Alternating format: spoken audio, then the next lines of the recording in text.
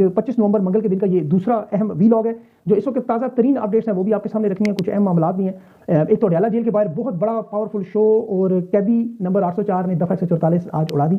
6 अजला की जो पुलिस आज नामजद की गई। इमरान खान को अडयाला जेल से क्या शिफ्ट कर दिया गया है, ये बड़ी अहम मालूमात आपके सामने रखनी है। और चूंकि इस वक्त मामला 26 नवंबर का भी हक व बातिल के मौके का आज एक साल भी है, उसमें मैं तफसीली वीलॉग शायद अगला वीलॉग करूंगा क्योंकि वो बड़ा अहम मामला है। पेशावर फुटबॉल ग्राउंड में बड़ी तकरीबी मुनक़द हो रही है, वो भी आपको बताना है। और इस वक्त नोटिफिकेशन के मामले पर जो है वो बड़ी खबर असरार खामोशी है।